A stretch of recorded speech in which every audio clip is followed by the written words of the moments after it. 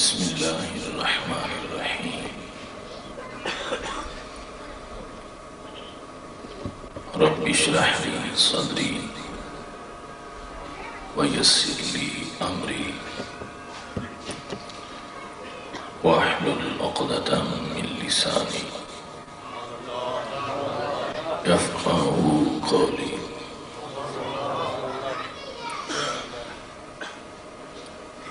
أحمدك اللهم يا مجيب كل سائل،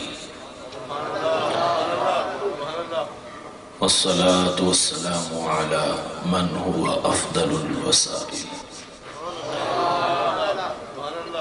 وعلى آله وأصحابه ذوي الفضائل.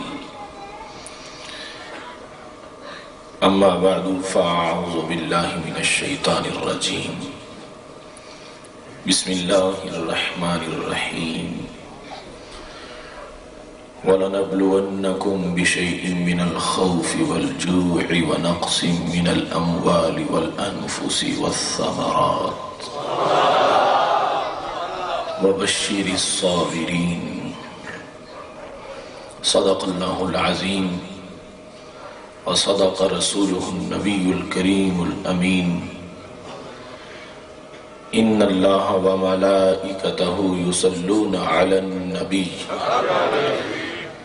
يا أيها الذين آمنوا صلوا عليه وسلموا تسليما. الصلاة والسلام عليك يا سيدي يا رسول الله وعلى آلك وأصحابك يا حبيب الله. مولاي صل وسلم دائما أبدا على حبيبك خير الخلق كلهم، منزه عن شريك في محاسنه، فجوهر الحسن فيه غير منقسم. يا أكرم الخلق مالي من ألوذ به سواك عند حلول الحادث العممي. رب صل وسلم دائما أبدا على حبيبك خير الخلق كلهم.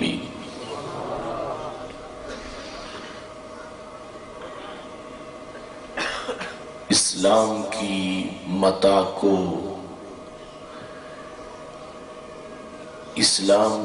متاع کو بچایا حسین نے.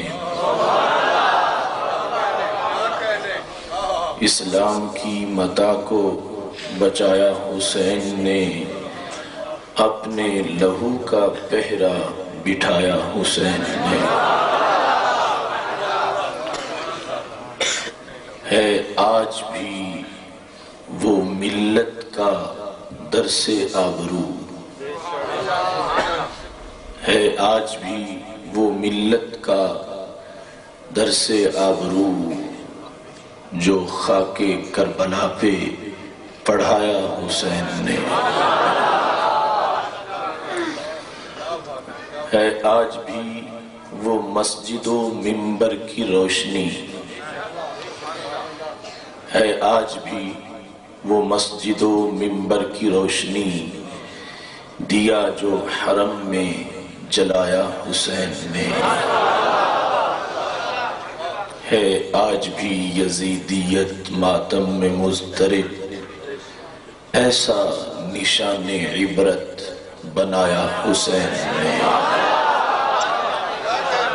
ہے آج بھی یزیدیت ماتم میں مضطرب، ایسا نشان عبرت بنایا حسین نے. ہر لمحہ لاکھوں سجدے ہیں پروردگار کو، ہر لمحہ لاکھوں سجدے ہیں پروردگار کو، لیکن انوکھا سجدہ نبھایا حسین نے. تا دیر تھی خیالوں میں آصف کے کربلا، تا دیر تھی خیالوں میں آصف کے کربلا، تب خاک کربلا پہ بلایا حسین نے.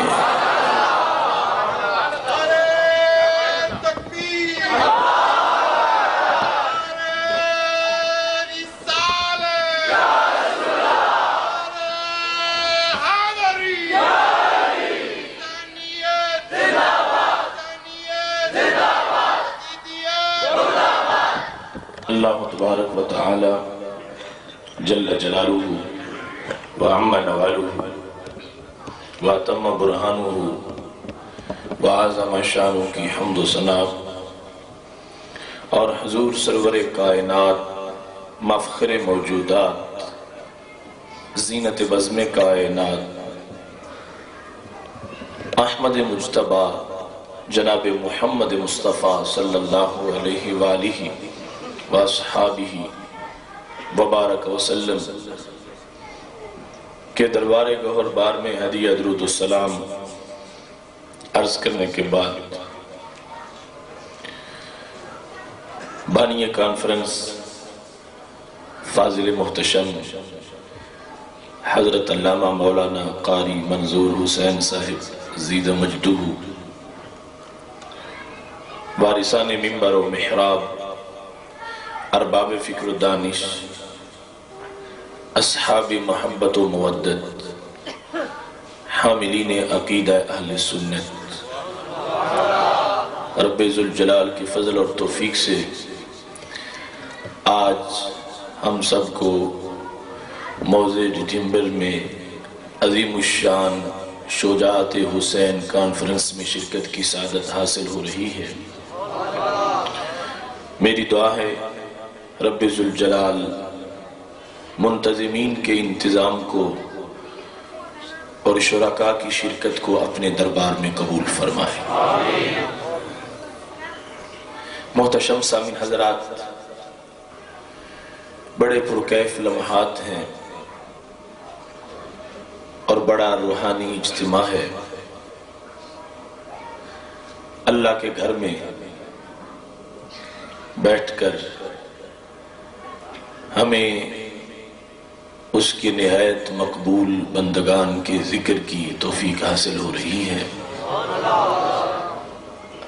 آپ حضرات یقیناً کافی طویل وقت سے یہاں پہ تشریف فرما ہے، لیکن آپ کا ذوق، شوق، بیداری، آنکھوں کی چمک اور چہروں کی ضیاء اس بات پہ گواہی دے رہی ہے کہ کاروان محبت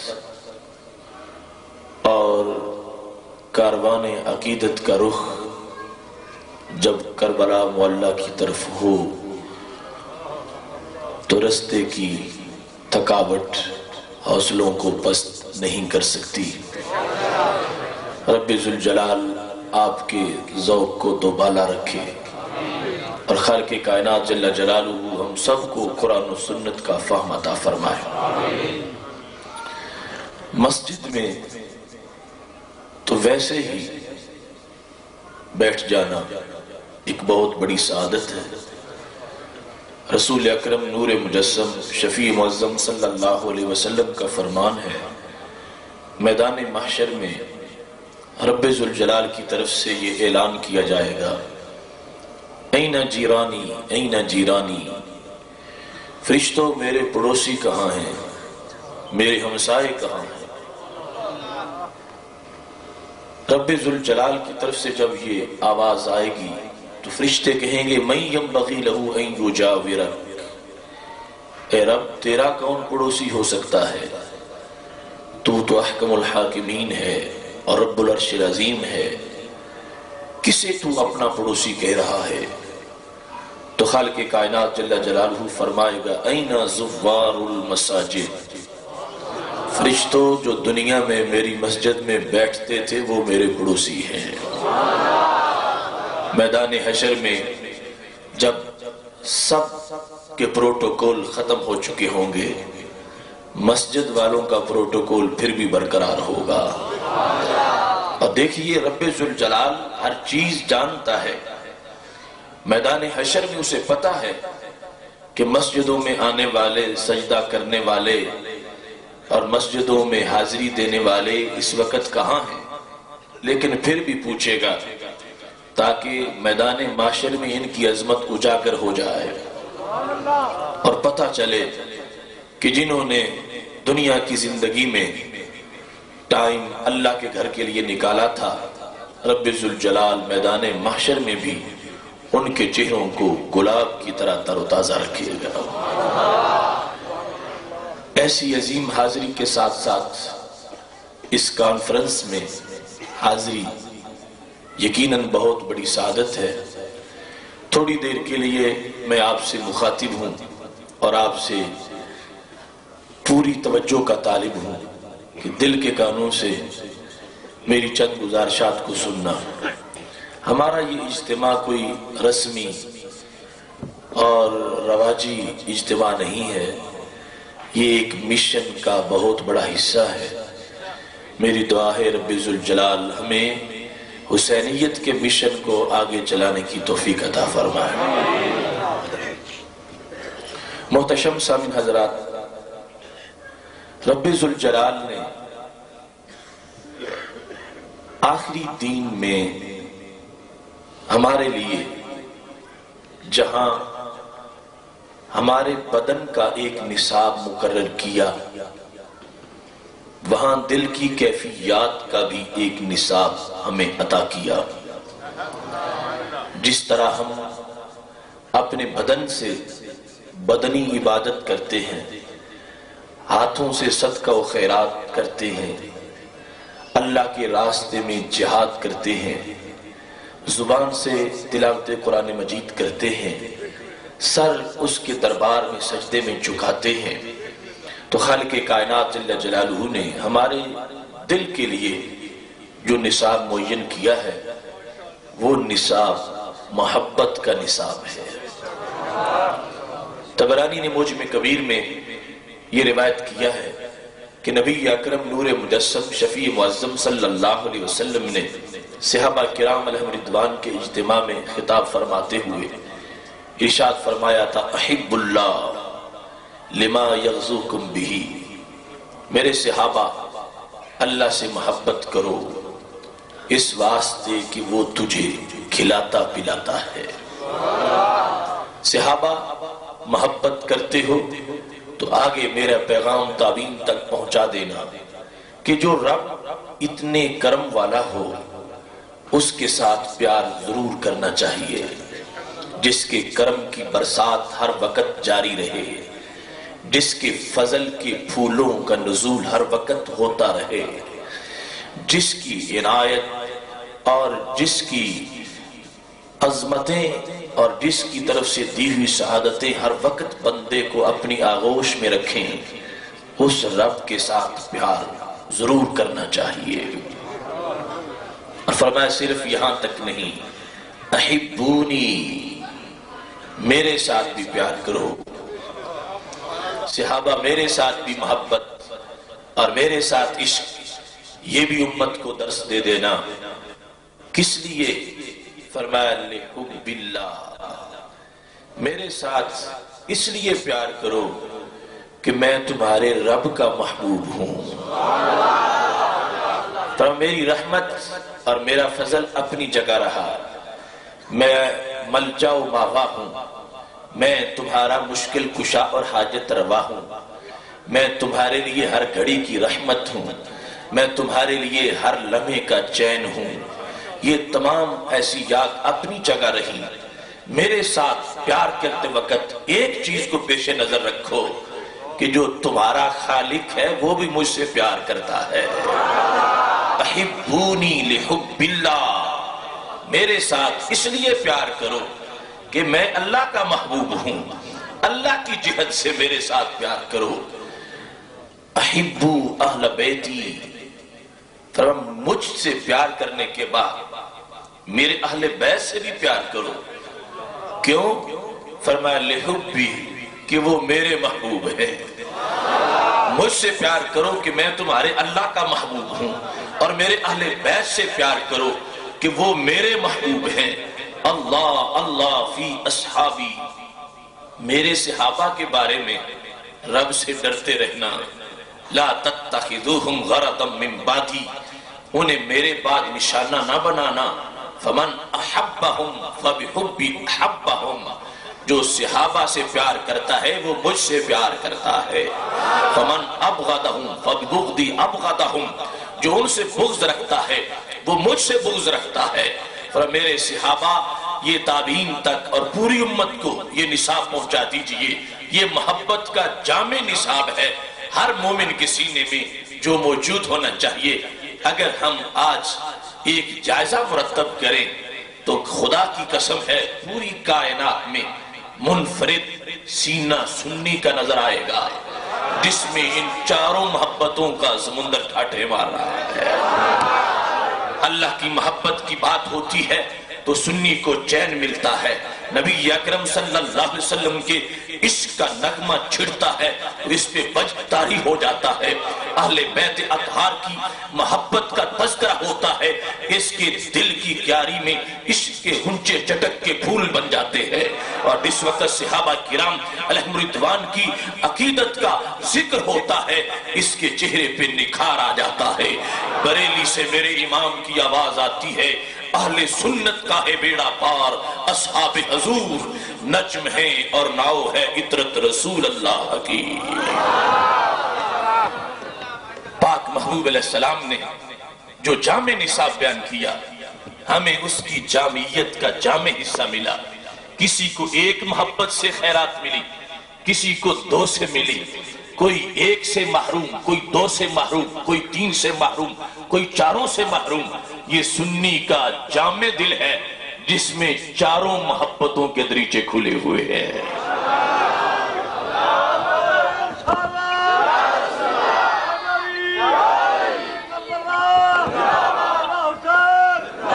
نبی اکرم نور مجسم شفیع معظم صلی اللہ علیہ وسلم فرمانے لگے، لِكُلِّ شَيْءٍ اساس، ہر چیز کی ایک بنیاد ہوتی ہے۔ وَأَسَاسُ الْإِسْلَامِ حُبُّ أَصْحَابِ رَسُولِ اللَّهِ صلی اللہ علیہ وسلم وَحُبُّ أَهْلِ بَيْتِهِ۔ فرما ہر چیز کی ایک بنیاد ہے، اسلام کی بھی ایک بنیاد ہے۔ اسلام کی بنیاد کیا ہے؟ فرمایا میرے صحابہ اور میرے اہل بیت سے پیار کرنا، یہ اسلام کی بنیاد ہے۔ خالق کائنات جل جلالہ نے یہ جامع بنیاد ہمیں عطا فرمائی ہے۔ اہل بیت اطہار کی تطہیر پر یقین بھی جامع عطا کیا ہے، اور صحابہ کرام علیہم رضوان کی عظمت پر بھی یقین جامع عطا فرمایا ہے۔ جب ہم دیکھتے ہیں اہل بیت اطہار کا معاملہ تو رب ذوالجلال نے نبی اکرم نور مجسم شفیع معظم صلی اللہ علیہ وسلم کو روز ازل سے ایک منتخب نسبت دی ہے، اصول کے لحاظ سے بھی فروع کے لحاظ سے بھی۔ جس عظیم باغ میں نبوت کا آخری پھول کھلا، اس گلشن کا ہر پتا عظمتوں والا تھا، اور پھر اس پھول سے جتنی بھی آگے مہک اٹھی اس پہ ہر پتی کا انداز بھی سب سے نرالا تھا۔ اصول کے لحاظ اور فروع کے لحاظ سے خالق کائنات جل جلالہ نے اہل بیت اطہار کو سب سے بڑی جامعیت عطا فرمائی ہے۔ جامع ترمذی میں حدیث شریف موجود ہے، نبی اکرم نور مجسم شفیع معظم صلی اللہ علیہ وسلم تشریف فرماتے، پوچھا من انا، میں کون ہوں؟ تو صحابہ کرام علیہم رضوان نے جواب دیا، انت رسول اللہ صلی اللہ علیہ وسلم، آپ اللہ کے رسول ہیں۔ تو میرے محبوب علیہ السلام نے پھر پوچھا، مطلب یہ تھا کہ میں آج ایک اور جواب چاہتا ہوں۔ صحابہ سے کہا لو سنو میں خود جواب دیتا ہوں، من انا، میں کون ہوں؟ انا محمد ابن عبداللہ ابن عبد المطلب، فرمایا میں محمد صلی اللہ علیہ وسلم ہوں، میرے ابا جان حضرت عبداللہ رضی اللہ تعالی عنہ ہیں، اور میرے دادا جان حضرت عبد المطلب رضی اللہ تعالی عنہ ہیں۔ صحابہ آج میں جامع ترمذی میں حدیث شریف موجود ہے، نبی اکرم نور مجسم شفیع معظم صلی اللہ علیہ وسلم تشریف فرماتے، پوچھا من انا، میں کون ہوں؟ تو صحابہ کرام علیہم رضوان نے جواب دیا، انت رسول اللہ صلی اللہ علیہ وسلم، آپ اللہ کے رسول ہیں۔ تو میرے محبوب علیہ السلام نے پھر پوچھا، مطلب یہ تھا کہ میں آج ایک اور جواب چاہتا ہوں۔ صحابہ سے کہا لو سنو میں خود جواب دیتا ہوں، من انا، میں کون ہوں؟ انا محمد ابن عبداللہ ابن عبد المطلب، فرمایا میں محمد صلی اللہ علیہ وسلم ہوں، میرے ابا جان حضرت عبداللہ رضی اللہ تعالی عنہ ہیں، اور میرے دادا جان حضرت عبد المطلب رضی اللہ تعالی عنہ ہیں۔ صحابہ آج میں اپنی تاریخ بیان کرتا ہوں، اور یہ اعجاز ہے ہمارے نبی علیہ السلام کا چند جملوں میں صدیوں کی تاریخ کو بیان کر کے سامنے فرما دیا۔ میرے صحابہ، میں آج یہ بتانا چاہتا ہوں کہ میں محمد الرسول اللہ ہونے کے لحاظ سے بھی عظیم ہوں، اور محمد بن عبداللہ ہونے کے لحاظ سے بھی عظیم ہوں۔ ان اللہ خلق الخلق، اللہ نے مخلوق کو پیدا کیا۔ وہاں سے اپنی تعریف شروع کی۔ رب نے جب مخلوق کو پیدا کیا، فجعلنی من خیر خلقہ، تو مخلوق کی دو قسمیں تھیں، ایک اعلیٰ مخلوق تھی، دوسری ادنا مخلوق تھی۔ تو رب ذوالجلال نے میرا نور اعلیٰ مخلوق میں رکھا۔ ثم جعلہم فرقتین، پھر اس اعلیٰ مخلوق کو خالق کائنات نے دو گروہوں میں تقسیم کیا۔ فجعلنی من خیرہم فرقہ، اس اعلیٰ مخلوق کا جو سب سے عظمت والا گروہ تھا، اللہ نے میرا نور اس میں رکھ دیا۔ ثم خلق القبائل، پھر اس اعلیٰ گروہ کو رب ذوالجلال نے قبیلوں میں تقسیم کیا۔ فجعلنی من خیرہم قبیلہ، اعلیٰ مخلوق کے اعلیٰ گروہ کے سب سے عظمت والے قبیلے میں رب ذوالجلال نے میرا نور رکھ دیا۔ ثم جعلہم بیوتا، پھر اس بہترین گروہ کو رب ذوالجلال نے اس کے بہترین قبیلے کو گھروں میں تقسیم کیا۔ فجعلنی من خیرہم بیتا، اس کے گھروں میں سے جو سب سے شان والا گھر تھا، رب ذوالجلال نے میرے نور کے لیے اس کو پسند کر لیا۔ انا خیرکم بیتا وخیرکم نفسا، فرمایا لوگوں یاد رکھو اس کائنات میں میری ذات تو ذات رہی، اللہ نے میرے گھر جیسا کسی کا گھر بھی پیدا نہیں کیا۔ انا خیرکم بیتا وخیرکم نفسا، میں تم سب سے افضل ہوں اپنے گھر کے لحاظ سے، اور تم سب سے افضل ہوں اپنی ذات کے لحاظ سے۔ اب یہ وہ گھر ہے کہ جس کے مکینوں کو اہل بیت کہا جاتا ہے، یہ وہ بیت ہے جس کی طرف منسوب حضرات اور خواتین کو اہل بیت کہا جاتا ہے۔ جس گھر جیسا کائنات میں گھر نہ ہو، اس کے مکینوں جیسے کائنات میں مکین کیسے ہو سکتے ہیں؟ دوسری طرف محبوب علیہ السلام فرمانے لگے، لوگوں سن لو، ان اللہ اختارنی واختار لی اصحابی، رب ذوالجلال نے اپنے لیے مجھے چنا اور میرے لیے میرے یاروں کو چنا۔ ان اللہ اختارنی واختار لی اصحابی، صحابہ میں بار بار یہ حدیث ہے، اللہ نے اپنے لیے مجھے چنا اور میرے لیے رب نے میرے صحابہ کو چنا۔ اگر محبوب علیہ السلام خود چناؤ کرتے تو پھر بھی صحابہ کو بے عیب ماننا لازم تھا، کہ ورنہ محبوب علیہ السلام کے چناؤ پر اعتراض آ جائے گا۔ یہاں معاملہ اس سے بھی بڑا ہے، فرمایا رب نے اپنے لیے مجھے چنا، پھر ازل سے ہی رب نے میرے لیے میرے صحابہ کو چنا، کہ میں جب ہجرت کروں تو میرے ساتھ کون ہو، بدر میں چلوں تو میرے ساتھ کون ہو، احد میں ہوں تو میرے ساتھ کون ہو، میں غار میں رہوں تو میرے ساتھ کون ہو، مزار میں رہوں تو میرے ساتھ کون ہو۔ میرے لیے میرے رب نے میرے صحابہ کو چنا۔ اب محبوب علیہ السلام کے اس اعلان کے بعد اگر بات محبوب کے صحابہ میں سے کسی صحابی پر بھی کوئی تنقید کرے گا تو وہ اللہ کے انتخاب پر اعتراض ہو جائے گا، کہ خالق کائنات معاذ اللہ اس پر جہالت لازم آئے گی کہ اس کو پتہ نہیں تھا کہ فلاں نے بعد میں کیا بن جانا ہے اور کیسے بدل جانا ہے۔ اس نے ان کو چنا کیوں تھا؟ کیونکہ میرا رب ہر جہالت سے پاک ہے، لہذا محبوب کے صحابہ ہر عیب سے پاک ہے۔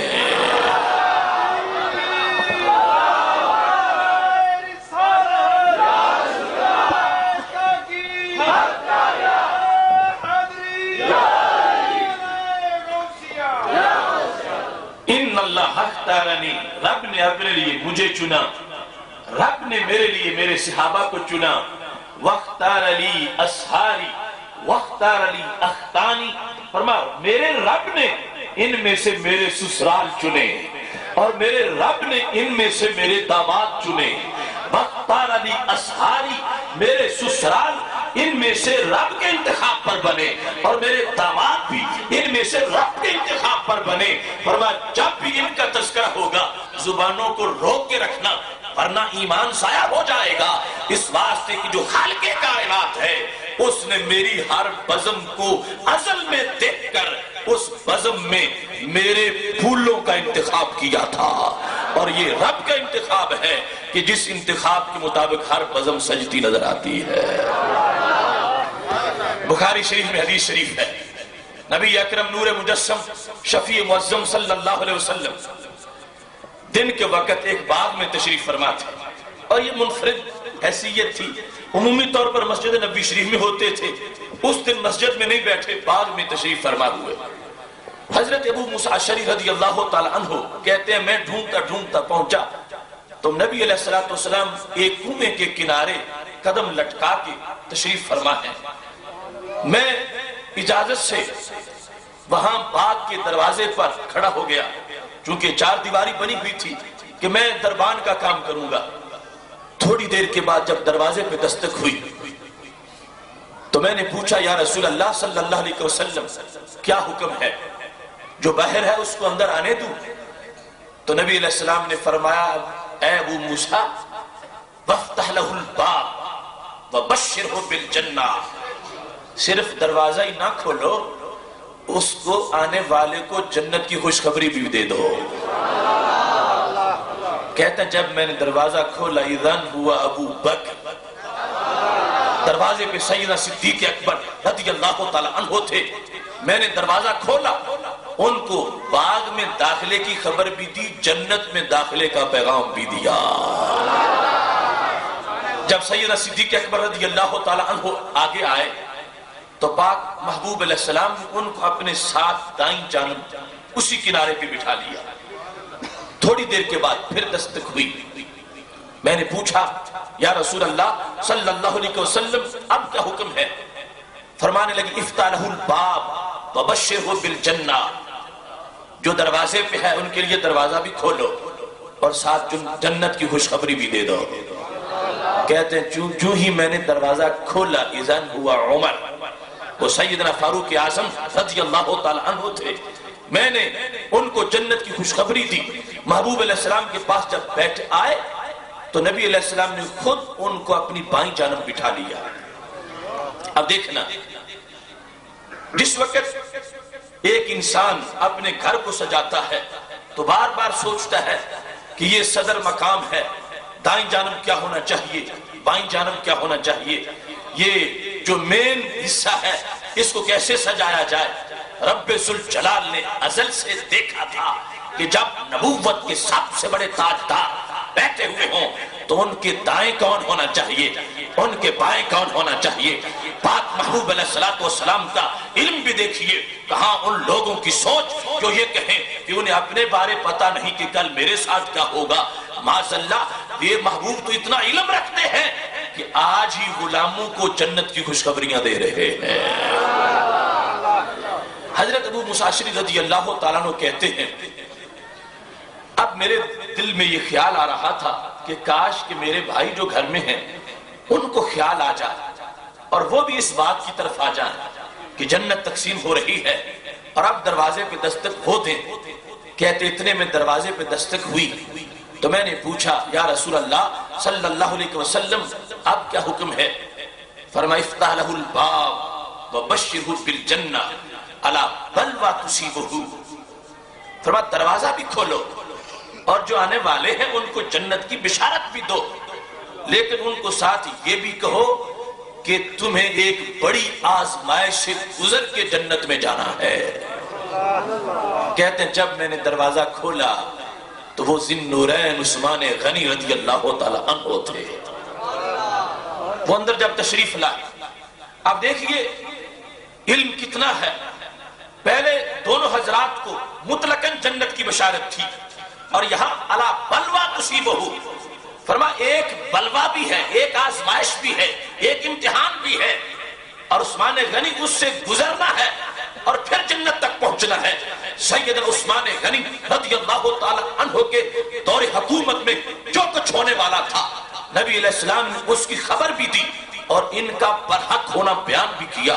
یا عثمان ان اللہ یقمصک قمیصا فإن ارادک المنافقون علی خلعہ فلا تخلعہ حتی تلقانی۔ اے میرے عثمان، میرا رب تجھے خلافت کی قمیص پہنائے گا، اگر منافق اس قمیص کو اتارنے کا تقاضا کریں ہرگز نہ اتارنا یہاں تک کہ تمہاری ملاقات میرے ساتھ ہو جائے۔ نبی اکرم صلی اللہ علیہ وسلم نے ان کا برحق ہونا بھی بیان کیا کہ جو اعتراضات لوگ بنائیں گے ان کی حقیقت نہیں ہوگی، جس کے حق میں گواہی زبان رسالت دے رہی ہو۔ فرمایا تم خلافت میں برحق ہو، اگر تم نے خود دستبردار ہونے کا اعلان کیا تو عثمان یہ جائز نہیں ہوگا، تمہیں شہادت منظور کر لینی چاہیے مگر خلافت کی قمیص نہیں اتارنی ہوگی۔ الا بلوا تصیبہ، آزمائش آئے گی اور اس آزمائش سے تم صبر سے گزر کے جنت میں پہنچ جاؤ گے۔ اب حضرت عثمان غنی رضی اللہ تعالی عنہ جب آئے تو نبی علیہ السلام نے ان کو سامنے والی جو سائڈ تھی کنویں کی اس پہ بٹھا لیا۔ دائیں سیدنا صدیق اکبر رضی اللہ تعالی عنہ ہیں، بائیں حضرت فاروق اعظم رضی اللہ تعالی عنہ ہیں اور سامنے حضرت عثمان غنی رضی اللہ تعالی عنہ ہیں۔ کتنے رنگین تیری محفل کے نظارے ہوں گے جب تیرے پاس تیرے یار پیارے ہوں گے۔ کیا نور کی آئینہ بندیاں تھیں، کیا وجد و سرور تھا، کیا بخشش کی ہوا چل رہی تھی، کیا انوار کی برسات ہو رہی تھی۔ اس بات کے مقدر کتنے عجیب تھے۔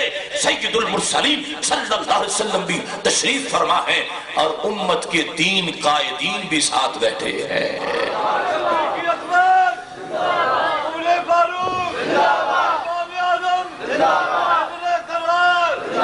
محتشم سامعین حضرات، اب یہاں پر باقاعدہ شارحین بخاری نے بحث کی کہ سیدنا عثمان غنی رضی اللہ تعالی عنہ کو دائیں یا بائیں کنویں کی گولائی میں بٹھایا جا سکتا تھا، ان کو سامنے بٹھانے کا مطلب کیا تھا؟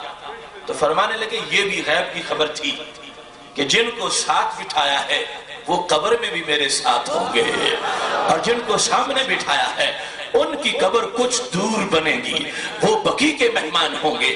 سید عالم نور مجسم شفیع معظم صلی اللہ علیہ وسلم کے لیے رب نے سارے انتخاب کتنے عجیب کیے ہیں۔ ان کے گھر کے لیے بھی نرالا انتخاب تھا اور ان کے در کے لیے بھی نرالا انتخاب تھا۔ نعرہ تکبیر، نعرہ رسالت، نعرہ تحقیق،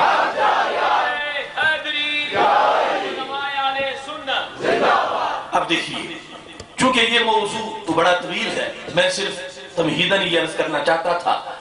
اہل بیت اطہار رضوان اللہ علیہ مجمعین میں سے سیدنا امام حسین رضی اللہ تعالی عنہ، ان کی شجاعت آج ہمارا موضوع ہے۔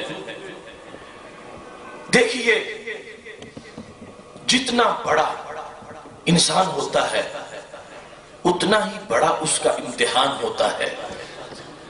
کبھی پرائمری پاس سٹوڈنٹ سے یا پرائمری کے سٹوڈنٹ سے پی ایچ ڈی کا امتحان نہیں لیا جاتا، اور کبھی یہ بھی نہیں ہوتا کہ جو شامل کلاس ہی نہ ہو، داخلہ ہی نہ بھیجا ہو، اس کا امتحان ہو جائے۔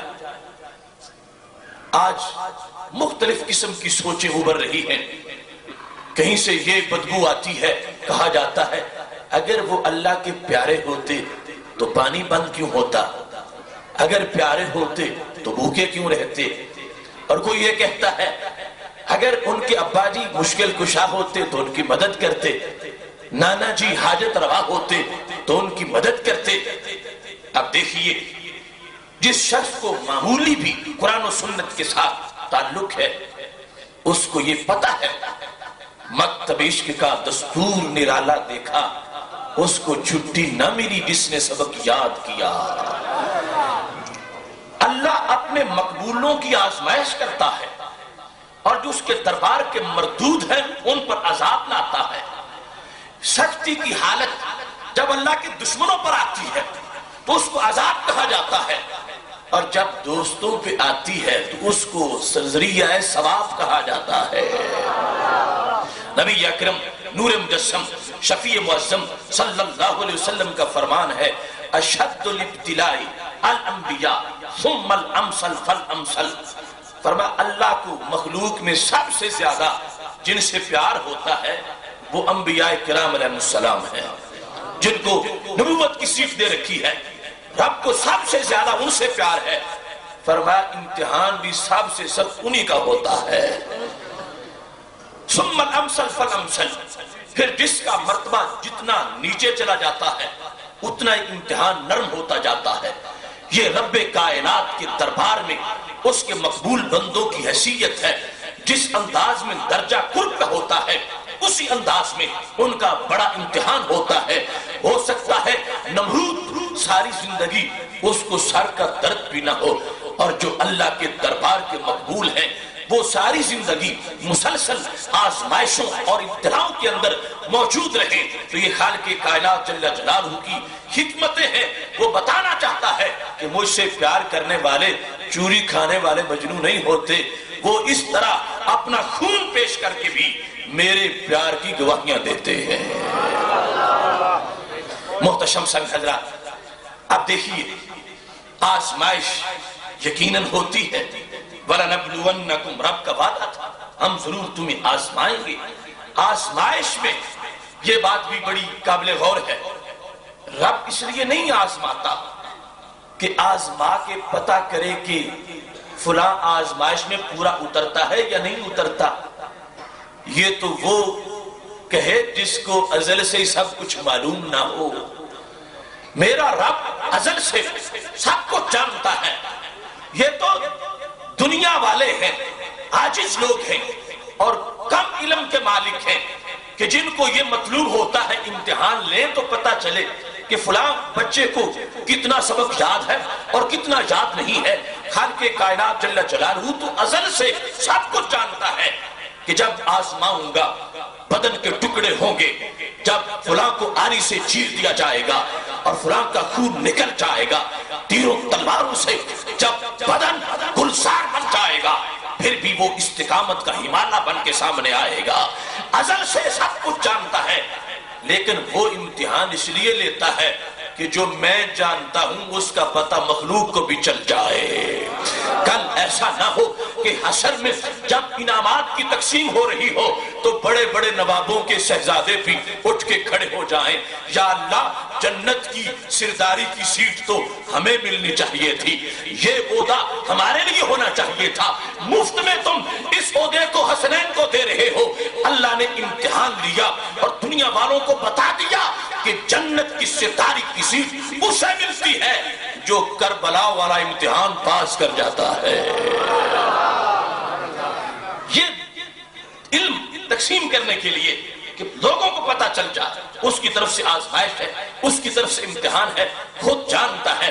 اور اس آزمائش میں ان مقبول بندوں کو ڈال کر، چونکہ اللہ کا نظام عدالت ایسا ہے وہ کسی کو کوئی گنجائش کسی کے پاس نہیں رہنے دینا چاہتا کہ کل کوئی اعتراض کر سکے، آزمائش کرتا ہے۔ اور پھر بھی چونکہ مخلوق میں ایک دوسرے کا ساتھ مخلوقوں کی آپس میں مخلوقات کی رقابت ہے، ایک چاہتی ہمارا منصب بڑا ہونا چاہیے، دوسری چاہتی ہمارا منصب بڑا ہونا چاہیے۔ فرشتے بھی تو کہہ رہے تھے نحن نسبح بحمدک ونقدس لک، اے اللہ تیری تسبیح کے لیے ہم کافی ہے۔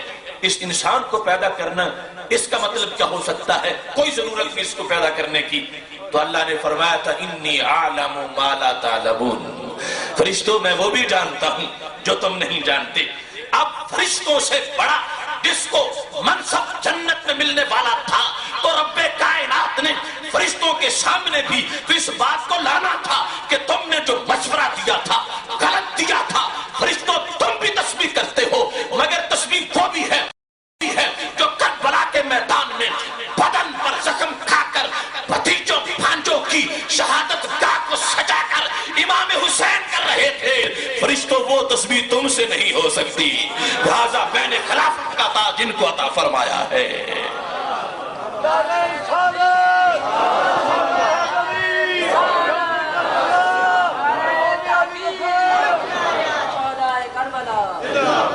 محتشم سامع حضرات، حضرت سیدنا امام حسین رضی اللہ تعالی عنہ کی حیثیت دیکھیے، تربیت دیکھیے. جو کہا جا رہا تھا کہ پھر مشکل کشائی کیوں نہ کی، پہلے تو مقبول اللہ کے دربار میں آزمائش کا سوال نہیں کرتے، لیکن آ جائے تو پھر ناجائز ذرائع کو استعمال بھی نہیں کرتے، امتحان میں بوٹی نہیں لگاتے، اور نہ ہی کسی سے وہ کسی سفارش کی طلب کرتے ہیں. رسول اکرم نور مجسم شفیع معظم صلی اللہ علیہ وسلم نے تیاری اتنی کروائی ہوئی تھی کہ اب اور کسی سے درخواست کی ضرورت نہیں تھی. اعتماد تھا کہ جو میں نے پڑھایا ہے، جو کچھ سکھایا ہے، جو کچھ ان کو خون میں نسبت کی عظمت حاصل ہو گئی ہے، اگر کربلا کا امتحان کئی بار ڈبل بھی کر دیا جائے، میرے حسین کو پھر بھی کسی کی مدد کی کوئی ضرورت نہیں ہے. یہ پھر بھی مسکراتے ہوئے اس کو پاس کر جائیں گے. اگرچہ مدد کرنے پہ آتے تو کیا مجال تھی کسی کی، وہ ایک بال بھی بھیکا کر سکتا، لیکن یہ اعتماد تھا اپنی تیاری پر کہ اللہ کے بندے یہ ہیں جو اپنا خون دے کر قیامت تک کے لیے حق کے مضمون کو زندہ کر جاتے ہیں. محتشم سامع حضرات، اب دیکھیے کیسی تربیت تھی. صرف ایک مثال آپ کے سامنے رکھتا ہوں. اسود الغابہ میں یہ روایت موجود ہے کہ نبی اکرم نور مجسم شفیع معظم صلی اللہ علیہ وسلم تشریف فرما تھے، اور حضرت امام حسن اور حضرت امام حسین رضی اللہ تعالی عنہما دونوں کشتی لڑ رہے تھے. تھوڑے تھوڑے لمحہ کے بعد محبوب علیہ السلام فرماتے تھے حی حسن، حی حسن، جس کا معنی تھا شاباش حسن، بلے حسن. سیدہ فاطمہ رضی اللہ تعالی عنہا بھی تشریف فرما تھیں. جب 3-4 بار نبی علیہ السلام نے حی حسن کہا تو وہ خاموش نہ رہ سکی. کہنے لگی ابا جی اگر داد دینا مقصود ہے تو پھر دونوں کو دو، جیسے حی حسن فرماتے ہو ایسے حی حسین بھی فرما. ایک کو داد دے رہے ہو اور دوسرے کو داد نہیں دے رہے، اگر دونوں کو نہیں دینی تو پھر خاموش رہو، حی حسن کہو تو پھر حی حسین بھی کہو. تو محبوب علیہ السلام فرمانے لگے فاطمہ تم جانتی نہیں ہو، یہ علیحدہ فرمایا تھا. جب آسمان سے آواز آئی، صحابہ کا اجتماع تھا، میرے نبی علیہ السلام نے فرمایا اتت السماء وحق لها ان تئت. میرے صحابہ جہاں سے آسمان 500 سال کی مسافت پر ہے، اس سے معمولی سی آواز نکلی ہے، تم نے نہیں سنی میں نے سن لی ہے. انی ارا ما لا ترون واسمع ما لا تسمعون. میں وہ بھی دیکھتا ہوں جو تم نہیں دیکھتے، اور وہ بھی سنتا ہوں جو تم نہیں سنتے. اب جب حضرت فاطمہ رضی اللہ تعالی عنہا کہنے لگیں حی حسین بھی کہو، تو فرما ان جبریل یقول حی حسین واقول حی حسن. فاطمہ عرش سے جبریل آئے ہوئے ہیں، وہ کہتے ہیں بلے حسین، میں کہتا ہوں بلے حسن. اب دیکھیے جن کے فارغ ٹائم میں تفریح کے وقت صدارت امام المرسلین علیہ السلام کریں اور داد دینے کو جبریل علیہ السلام آئیں، جب وہ مقام بندگی میں تھے اس وقت رحمت کے کتنے صاحبان لگے ہوئے ہوں گے. جب وہ درس قرآن لے رہے تھے، جب حدیث فہمی کا کورس کر رہے تھے، جب باطن کی صفائیوں کے جام ان کو پلائے جا رہے تھے، جب چادر تطہیر کے تقاضے پورے کیے جا رہے تھے، جب ان کو تزکیہ نفس کی تمام حیثیات کے مراحل کو عبور کرایا جا رہا ہوگا، اگر ان کی ورزش کے ٹائم پر یہ فرشتوں کی آمد کا سلسلہ ہوتا ہے، تو جب وہ اللہ کی حضور مراقبے میں ہوتے تھے پھر رحمتوں کے نزول کا عالم کیا ہوگا. اب اس سے آپ اندازہ لگا سکتے ہیں کہ ان کو کس طرح پروان چڑھایا گیا، کیسے تیاری کروائی گئی، کس انداز میں ان کے لیے ہر سبق ان کی گھٹی میں رکھ دیا گیا، اور کس انداز سے سیرت و کردار کے تمام خاکے ان پر جا کے مکمل کر دیے گئے. اس بات کو سمجھنے کے لیے دوسری ایک روایت کو سامنے رکھیے جو درجنوں تراجم کتب سیر اور تذاکر میں موجود ہے کہ رسول اکرم نور مجسم شفیع معظم صلی اللہ علیہ وسلم تشریف فرما ہے. حضرت سیدہ فاطمہ رضی اللہ تعالی عنہا اپنے دونوں شہزادوں کو لے کر حاضر خدمت ہو گئی اور کہنے لگی ہازان ابناکا ورثہما شیئا. ابا جی یہ دونوں آپ کے شہزادے ہیں، ان دونوں کو کچھ ورثہ عطا کر دو. ورثہما شیئا، ان کو کسی شے کا ورثہ دے دو. اب یہ تو وہ دربار ہے کہ جہاں اجنبی آ جائے تو وہ بھی جھولی بھر کے جاتا ہے، جہاں سے منگتا خالی نہیں جاتا. اور یہ جو آئی ہے مانگنے یہ تو جگر کا ٹکڑا ہے.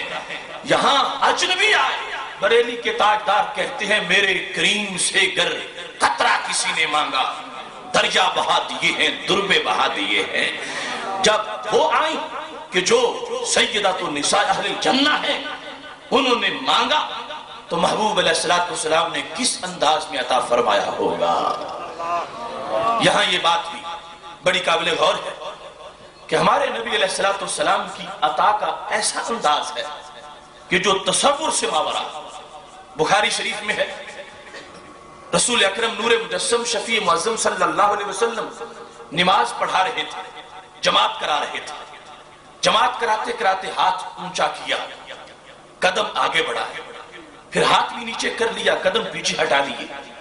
جب جماعت ختم ہوئی تو صحابہ کرام علیہ رضوان نے پوچھا یا رسول اللہ صلی اللہ علیہ وسلم آج عجیب منظر تھا، اس سے پہلے نماز کے اندر ایسی حرکات نہیں ہوتی تھیں، تو یقیناً کوئی حکمت ہوگی، تو کیا معاملہ تھا؟ تو محبوب علیہ السلام نے فرمایا تناولت عنقودا من الجنہ. میرے صحابہ تمہیں پتہ نہیں کہ میں جب یہاں ہوتا ہوں تم نہیں جانتے کہ میں کہاں کہاں ہوتا ہوں. تناولت عنقودا من الجنہ، میں جماعت کراتے کراتے جنت دیکھ رہا تھا، ہاتھ میرا اس کے گچھوں تک پہنچ چکا تھا، تو جب میں نے ہاتھ اونچا کیا تو میں جنت کا گچھا توڑنے والا تھا. تناولت کا معنی میں نے اپنے ہاتھ میں پکڑ لیا. لیکن میرے صحابہ جب میں توڑنے لگا تو مجھے خیال آیا کہ جنت کو اللہ نے پردے میں رکھا ہے اور حکمت ہے امتحان کی. اگر میں نے گچھا توڑ کے زہر کر دیا تو پھر امتحان تو نہیں ہو سکے گا بندوں کا، تو مجھے رب کے نظام میں مداخلت نہیں کرنی چاہیے، لہذا پکڑا ہوا گچھا میرے صحابہ میں نے چھوڑ دیا. اب یہاں پر یہ بات بھی بڑی قابل غور ہے. کچھ لوگوں نے بیان سیرت کا یہ سبق پڑھا ہوا ہے، کہتے ہیں ان کی بھی دو ہاتھ ہیں ہمارے بھی دو ہاتھ ہیں، ان کے بھی دو قدم ہیں ہمارے بھی دو قدم ہیں، وہ بھی انسان تھے، ایک قد تھا ان کا ہمارا بھی ایک قد ہے. میں کہتا ہوں سیرت یہ نہیں، ہاتھ گننا سیرت نہیں، ہاتھوں کی لمبائی بیان کرنا یہ سیرت ہے. قد کا ذکر یہ سیرت نہیں، قد کی بلندی کو بیان کرنا یہ سیرت ہے. یہ سیرت ہے کہ ہاتھ جاتے کہاں تک ہیں، زمین سے لے کر آسمان تک 500 سال کی مسافت ہے. ہر آسمان کے اندر 500 سال کی مسافت ہے، ایک آسمان سے دوسرے آسمان تک 500 سال کی مسافت ہے. 7 آسمانوں کے بعد جنت ہے، پھر اس کا باغ ہے، پھر اس کے درخت کی بلندی ہے. یہ میرے نبی علیہ السلام کا ہاتھ ہے، کھڑے مدینہ شریف میں ہے، ہاتھ جنت بری میں پہنچ چکا ہے.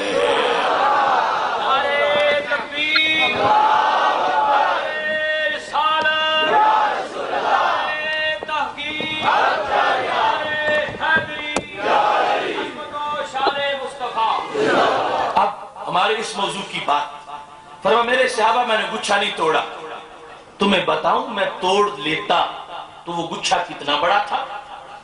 اب گچھا ہاتھ کے اندر ہے، ہاتھ محیط ہے، گچھا محاط ہے. گچھے کے سائز سے پتا چلے گا کہ ہاتھ میں آتا کیا کچھ ہے. ہاتھ سے پتا چلے گا کہ جن کی مٹھی میں اتنا آتا ہو ان کے خزانے میں کتنا کچھ آتا ہے. فرمایا لو تناولت لاکلتم منہ ما بقیت الدنیا.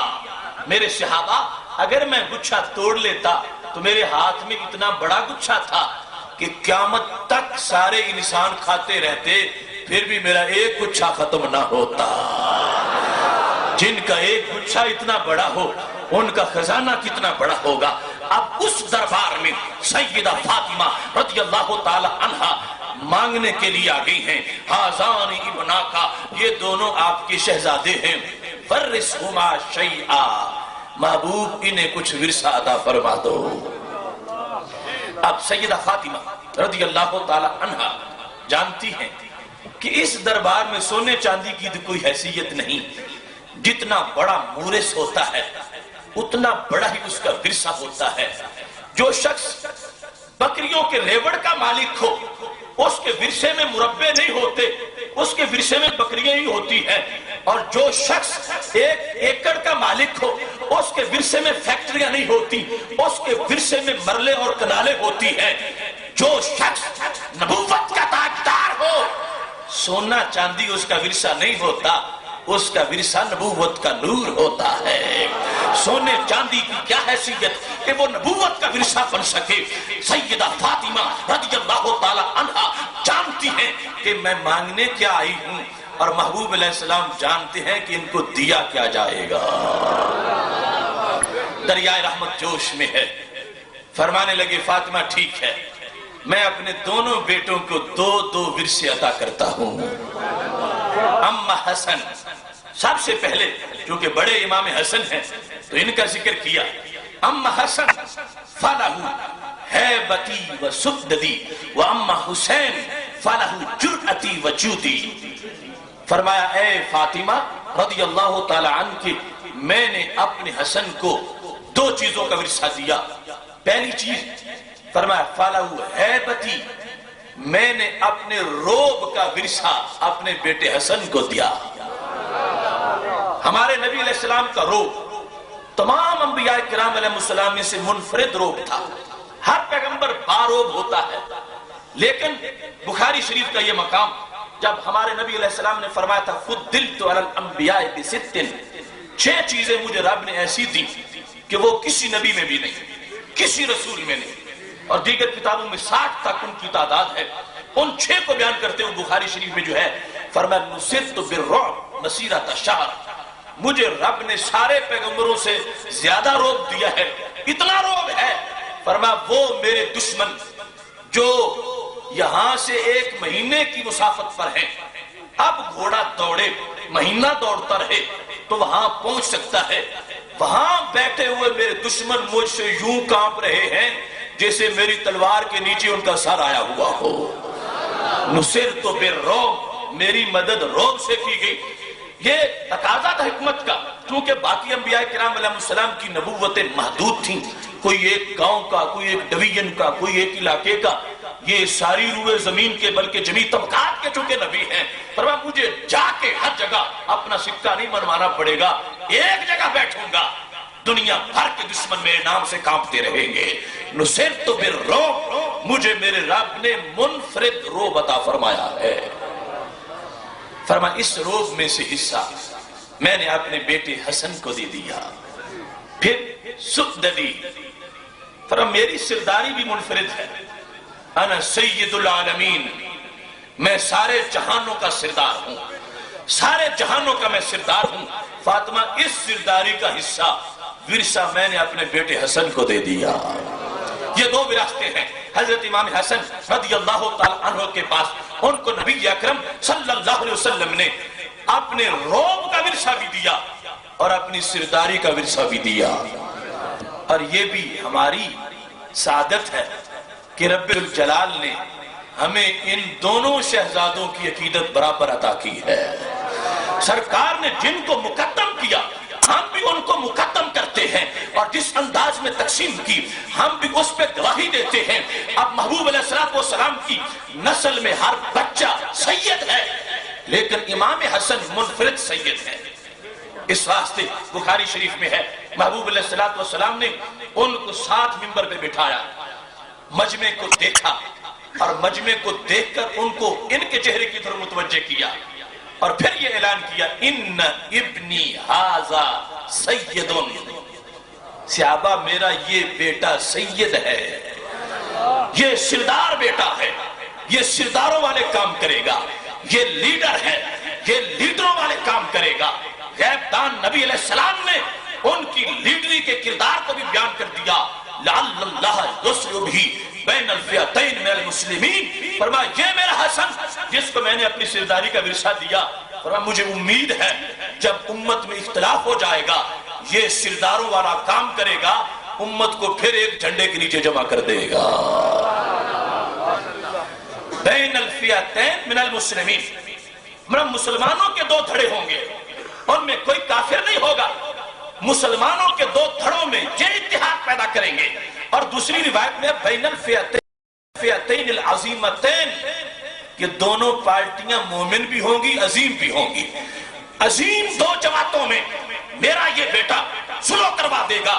مبارک ہو اہل حق تم کو کہ نبی اکرم صلی اللہ علیہ وسلم نے ان کو جو ورثہ دیا تھا، یہ ہمارا ایمان ہے کہ انہوں نے اس ورثے کے وارث ہونے کا حق ادا کیا ہے۔ جب امت میں اختلاف ہو گیا تھا، جس وقت سیدنا علی المرتضی رضی اللہ تعالیٰ عنہ اور حضرت امیر معاویہ رضی اللہ تعالیٰ عنہ کے درمیان اختلاف ہو گیا تھا، حضرت امام حسن رضی اللہ تعالیٰ عنہ کی وہ شخصیت ہے جن کو سرکار نے ورثہ دے کر یہ کردار سونپ دیا تھا کہ تم نے اس اختلاف کو ختم کرنا ہے۔ آج چھوٹی سی نازمیت کی کوئی سیٹ کسی کو نہیں دیتا۔ امام حسن نے مشرق و مغرب تک پوری پھیلی ہوئی سلطنت پلیٹ میں رکھ کر امیر معاویہ کو دے کر مسکرا کے یہ کہا، لوگوں میں نے ڈر کے نہیں دی، میں نے نانا جی کے فیصلے کے مطابق فیصلہ کر دیا ہے۔ پریس کانفرنس میں ہنستے ہوئے یہ باقاعدہ الفاظ ہیں امام حسن رضی اللہ تعالیٰ عنہ کے، جس وقت آپ نے حضرت امیر معاویہ رضی اللہ تعالیٰ عنہ سے سلو کی تو فرمانے لگے، بے یدی جماجم العرب، عربوں کی کھوپڑیاں میرے ہاتھ میں تھیں، اگر میں چاہتا سب کو ٹکرا دیتا، اتنی بڑی پاور مجھے رب نے دی تھی، میں ڈرپوک نہیں ہوں، لوگوں میں وارث ہوں نبی علیہ السلام کی سرداری کا، لہذا جو ڈیوٹی میری آقا نے لگائی تھی میں نے وہ پوری کر دی ہے۔ میں نہ تو کمزور تھا نہ بزدل تھا اور نہ ہی میں نے کسی طرح کوئی لچک اپنے رویے میں رکھی ہے۔ محبوب علیہ السلام نے جو کہا تھا میں نے وہ پورا کر دیا ہے۔ اب جس کو مجھ سے پیار ہوگا، جس کے ہاتھ میں میں نے ہاتھ دیا ہے، اسے اس سے بھی پیار کرنا پڑے گا۔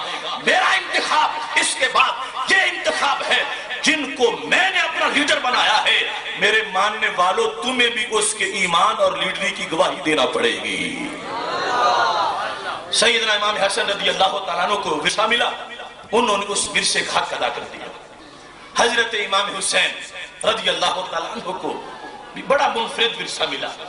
آج کا جو موضوع ہے شجاعت حسین رضی اللہ تعالیٰ عنہ، تو ہمارے نبی علیہ السلام نے کیسے اعلان کیا، اما حسین فلہ جرأتی و جودی، اے فاطمہ میں نے اپنے بیٹے حسین کو بھی دو ورثے دیے، پہلا کون سا؟ فرمایا میں بہت بڑا جرأت والا ہوں، اکیلا پوری دنیا کا مقابلہ کر سکتا ہوں، میں نے اپنی جرأت کا ورثہ اپنے بیٹے حسین کو دے دیا۔ فلہ جرأتی و جودی، جس وقت جنگ حنین تھی اور بڑے مختلف قسم کے حالات تھے اور فوج اس وقت بکھری ہوئی تھی، محبوب علیہ السلام سواری پہ اکیلے بیٹھے تھے، حضرت عباس رضی اللہ تعالیٰ عنہ آگے لگام تھامے ہوئے تھے اور سواری کو روک رہے تھے، اور نبی علیہ السلام اکیلے دشمنوں سے ٹکرانا چاہتے تھے۔ حضرت عباس بار بار جب روک رہے تھے تو محبوب علیہ السلام نے کہا، چچا غم نہ کرو، میں اکیلا ان کے لیے کافی ہوں، انا النبی لا کذب انا ابن عبد المطلب، میں نبی ہوں، میں کوئی جھوٹا تو نہیں ہوں، میں عبد المطلب کا بیٹا ہوں، سارے پیچھے ہٹ جاؤ، ان کا مقابلہ میں اکیلا کر لوں گا۔ وہ جری جرأت مند پیغمبر جو ہیں انہوں نے فرما دیا، میں نے اپنی جرأت کا ورثہ اپنے بیٹے حسین کو دے دیا۔ ساتھ فرمایا جودی، میں بڑی سخاوتیں کرتا ہوں، منگتے آتے ہیں اپنی قمیص اتار کے بھی دے دیتا ہوں، میں سخاوت کرتا ہوں، سرکار میں نہ لاہ نہ حاجت اگر کی ہے، فرمایا میں سخاوت کرتا ہوں ہر درجے کی، میں نے اپنی سخاوت کا ورثہ اپنے بیٹے حسین کو دے دیا۔ سیدنا امام حسین رضی اللہ تعالیٰ عنہ کو جو ورثہ ملا انہوں نے بھی اس ورثے کا حق ادا کیا۔ اب اس کے لیے صرف مختصر سی گفتگو، حضرت امام حسین رضی اللہ تعالیٰ عنہ نے اس ورثے کا حق کیسے ادا کیا؟ جس وقت یزید پلیب تخت نشین ہوا، سیدنا امام حسین رضی اللہ تعالیٰ عنہ نے اپنے کردار اس ورثے کی وراثت کا حق ادا کرنے کا فیصلہ کیا اور سفر مدینہ شریف سے مکہ شریف کی طرف اور مکہ شریف سے کربلا کی طرف. تاریخ طبری میں حضرت امام حسین رضی اللہ تعالیٰ عنہ کی وہ تقریر محفوظ ہے جو آپ نے کربلا جانے سے پہلے مجمع عام میں کی تھی. آج یہ بھی ایک فتنہ ہے کہ کوئی کہتا ہے کہ یہ دو شہزادوں کی لڑائی تھی, کوئی کہتا ہے کہ کرسی کے لالچ میں نکلے تھے, کوئی کہتا ہے مریدوں کی تعداد میں اضافہ کرنا چاہتے تھے. ارے ان سے تو پوچھو جو نکلے تھے تو کس فیصلے پہ نکلے تھے. ان سے بڑی کرسی کس کی ہو سکتی ہے جو مسجد نبوی شریف میں نانا جی کے مصلے پہ بیٹھے ہوں اور صحابہ ہاتھ چوم رہے ہوں. کیا عزت میں کوئی کمی تھی؟ نہیں, مطلب کچھ اور تھا. تاریخ طبری میں وہ لفظ موجود ہیں, فرمانے لگے انہا اولائی قد لازموا طاعت الشیطان وترکوا طاعت الرحمن وعطلوا الحدود واظہروا الفساد واستأثروا بالفی. یہ تبرک ہے اس اجتماع کا. حضرت امام حسین رضی اللہ تعالی عنہ سے راہ کربلا میں نکلنے والے جملے یہ تھے, فرمایا میرا کربلا جانے کا اور کوئی مقصد نہیں ہے, صرف یہ مقصد ہے انہا اولائے کہ اس جزیدی ٹولے نے کیا کیا, قد ترکوا طاعت الرحمن, اللہ کی فرما برداری چھوڑ دی, ولازموا طاعت الشیطان, اور شیطان کے اشاروں پہ ناچنا شروع کر دیا. یہ رحمان کے بندے نہیں رہے, رحمان کے غدار بن گئے, شیطان کے وفادار بن گئے. انہوں نے کیا کیا, عطلوا الحدود, انہوں نے حدود کو معطل کیا, حدود اسلامی کو معطل کر دیا. اسلام نے جو حدیں بنائی تھی کہ یہ جائز ہے یہ ناجائز ہے, یزید ان حدوں کو مٹا رہا ہے. حضرت امام حسین رضی اللہ تعالی عنہ کی جرأت بول رہی تھی کہ میرے نانا جی نے تو طائف کے بازار میں عرش سے بھی مقدس خون دیا تھا اس دین کو, اور بدر و حنین کے اندر اب مارکوں کی تپش میں اس دین کو آباد کیا تھا. اب میں حجرے میں بیٹھا ہوں اور میرا دین اجڑتا رہے, یہ مجھے برداشت نہیں ہے. یہ یزید اسلام کو معطل کرنا چاہتا ہے اور میں اسلام کو ہمیشہ کی زندگی دینا چاہتا ہوں. اس واسطے میں راہ کربلا پہ نکلا ہوں. میں خود اقتدار نہیں چاہتا, میں اپنے نانا جی کے دین کو اقتدار دینا چاہتا ہوں. اظہر الفساد, انہوں نے فساد برپا کر دیا. وہ حجاز اور وہ عرب کی سرزمین جو میرے نانا جی نے امن کے پھولوں سے بھری تھی اور اس کو امن کا گہوارہ بنایا تھا, یہ یزید اس کو خراب کرنا چاہتا ہے. واستأثروا بالفی, مال غنیمت کو یہ ناجائز تقسیم کرتا ہے اور یہ اسلامی جو وسائل ہیں ان کو لوٹ رہا ہے. اس واسطے مجھ سے یہ نہیں ہو سکتا کہ میں زندگی چھپاتا رہوں اور اسلام لٹتا رہے. میں زندگی وار کے اسلام کو ایک نئی زندگی عطا کر دوں گا. اگر ہم تاریخ کا پس منظر دیکھیں تو حضرت امام حسین رضی اللہ تعالی عنہ کی یہ جرأت مندانہ تقریر جو تھی, یہ اس تقریر کا حصہ تھا جو سیدنا صدیق اکبر رضی اللہ تعالی عنہ نے محبوب علیہ السلام کے وصال کے بعد سب سے بڑا اور جامع خطاب کیا تھا. تاریخ کی کتب میں یہ موجود ہے. سیر و اعلام النبلاء کے اندر ذہبی نے بھی لکھا ہے کہ جس وقت رسول اکرم صلی اللہ علیہ وسلم نے اپنے ظاہری حیات کے آخری ایام میں یہ کہا تھا, انفذوا جیش اسامہ, میرے صحابہ لشکر اسامہ کو بھیج دو. اب صحابہ سوچ رہے تھے کہ محبوب علیہ السلام کی صحت مبارک کا تقاضا کچھ اور ہے, صحابہ کو دور نہیں بھیجنا چاہیے. لیکن جب نبی علیہ السلام کا حکم ہوا, لشکر اسامہ تیار ہو گیا, مدینہ شریف سے شام کے راستے پہ نکلا. ابھی مقام جرف تک پہنچا تھا کہ ان کو خبر پہنچی کہ نبی علیہ السلام کا مزاج مبارک مزید پہلے سے تبدیل ہو گیا, بیماری کا اثر زیادہ ہے. اور پڑاؤ کیا ہی تھا کہ وصال مبارک کی خبر پہنچ گئی. حضرت اسامہ رضی اللہ تعالیٰ عنہ تمام فوجیوں کو لے کے واپس آ گئے. محبوب علیہ السلام اپنی قبر انور میں جلوہ گر ہوئے. تدفین کے مراحل جب مکمل ہوئے, حضرت اسامہ رضی اللہ تعالیٰ عنہ سیدنا صدیق اکبر رضی اللہ تعالیٰ عنہ کے پاس حاضر ہوئے. کہنے لگے, ابو بکر تم خلیفۃ الرسول علیہ السلام ہو اور جس سیٹ پہ تم بیٹھے ہو اس سیٹ کا ہمارے نزدیک اتنا ہی ادب ہے جتنا ہم نبی علیہ السلام کے دربار کا ادب کیا کرتے تھے. جو حکم سرکار کا تھا ایسے ہی ہم تمہارا بھی حکم مانیں گے, لیکن ایک میری تجویز ہے، اس کو اگر قبول کر لو تو ٹھیک ہے، ورنہ ابھی میں شام کی طرف چل نکلتا ہوں۔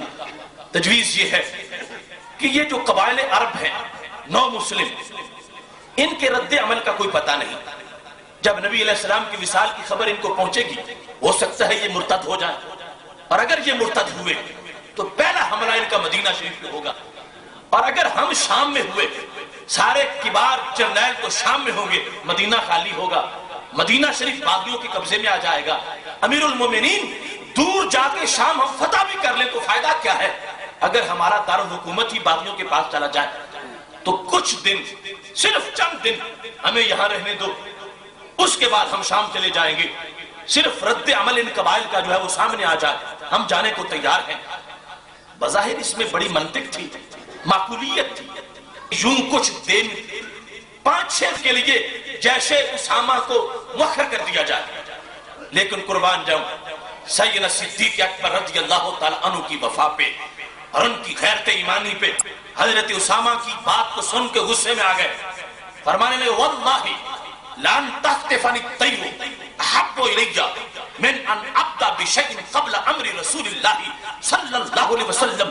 خدا کی قسم ہے اگر تم سارے شام میں چلے جاؤ، میں تنہا مدینہ شریف میں رہ جاؤں، باغی مدینہ پہ حملہ کریں، مجھے شہید کر دیں، مجھے کوئی دفن کرنے والا بھی باقی نہ ہو، میرا بدن زمین کے اوپر بغیر کفن کے پڑا ہو، کوے میرے بدن کی بوٹیاں نوچ کے لے جائیں، مجھے یہ تو پسند ہے، مگر نبی علیہ السلام کا دیا وہ حکم میں ملتوی نہیں کر سکتا۔ جو حکم دے کے گئے پہلے اس پہ عمل ہوگا، میرے آرڈیننس بعد میں ہوں گے، میں ملتوی نہیں کر سکتا اس حکم کو۔ اب محبوب علیہ السلام کے ساتھ وفا کی جو اذان سیدنا صدیق اکبر رضی اللہ تعالیٰ عنہ نے اس غمزدہ ماحول میں دی تھی کہ جس سے بڑا کوئی صحابہ کا امتحان نہیں تھا، جب بلبلوں سے پھول بظاہر دور ہو گئے تھے اور تاروں سے چاند بظاہر علیحدہ ہو گئے تھے، اس ماحول میں بھی سیدنا صدیق اکبر رضی اللہ تعالیٰ عنہ نے جو وفا کی اذان دی تھی، اس کا اثر یہ ہوا جب لشکر اسامہ پہنچا شام کی سرحد پر تو چند لمحے پہلے ہی شامیوں کو یہ خبر پہنچی کہ مسلمانوں کے نبی علیہ السلام تو وفات پا گئے ہیں۔ انہیں بڑی خوشی ہوئی کہ وہ ہمیں مروانا چاہتے تھے، ہمیں فتح کرنا چاہتے تھے، لشکر تیار کرتے کرتے دنیا سے چلے گئے ہیں، اب ہمیں کوئی پوچھنے والا نہیں ہے۔ ابھی سوچ ہی رہے تھے کہ سرحد پر جس وقت اسلامی شیروں نے نعرہ تکبیر کی آواز بلند کی تو شامیوں کے حوصلے پست ہو گئے، کہنے لگے بات نبیہم وَأَغَارُوا عَلَيْنَا، کیسے شیر دل لوگ ہیں، ان کے نبی تو فوت ہو گئے، انہوں نے پھر بھی ان کے حوصلے پست نہیں ہوئے، انہوں ہم پہ حملہ کر دیا ہے۔ یہ وجہ تھی جو سیدنا صدیق رضی اللہ تعالیٰ عنہ کا فیصلہ تھا، اس کی وجہ سے شامیوں کے حوصلے پست ہو گئے اور اللہ نے ان شیروں کو فتح عطا فرما دی۔ سیدنا امام حسین رضی اللہ تعالیٰ عنہ کا موقف اسی موقف کی ایک جھلک ہے۔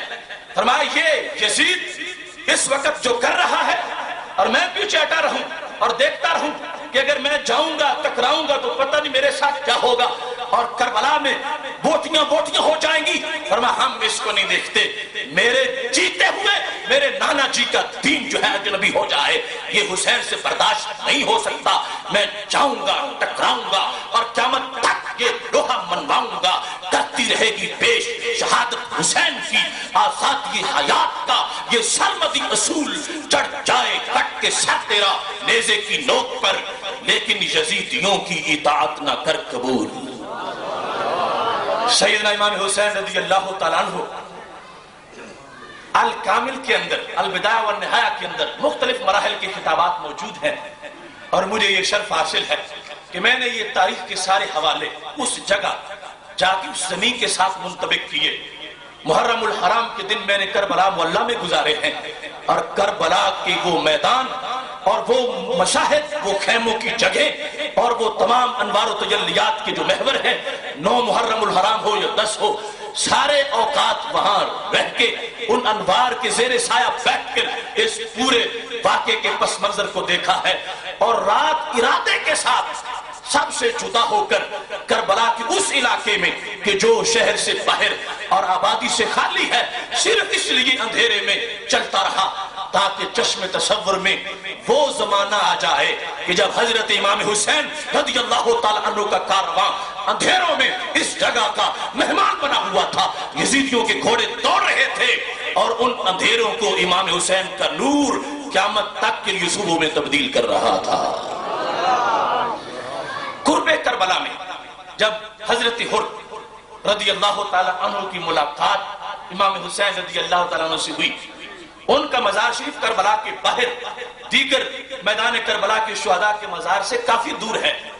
حضرت حر نے امام حسین رضی اللہ تعالیٰ عنہ کو یہ تجویز دی تھی کہ اتنا بڑا لشکر ہے، 4000 یزیدی ہیں اور تمہارے پاس تھوڑا سا دستہ ہے، تھوڑی سی فوج ہے، تو یہ ٹکرانا کوئی عقلی تقاضا نہیں ہے، رستہ بدل جاؤ یا کوئی اور حکمت عملی اختیار کر لو۔ سیدنا امام حسین رضی اللہ تعالیٰ عنہ نے اس مقام پر بھی صحابہ کرام علیہم رضوان کی وفاؤں کا حوالہ دیا، کس قدر صحابہ کا نقش ان کے ذہن پہ ثبت تھا۔ جب بھی امتحانات ہوتے رہے امام حسین رضی اللہ تعالیٰ عنہ گواہ تھے کہ محبوب علیہ السلام کی جب میٹنگ ہوتی تھی کیا فلاں محاذ پہ جانا ہے تو صحابہ کا عزم یہ ہوتا تھا، اے عصر حاضر گواہ رہنا، چراغ الفت جلایا ہم نے،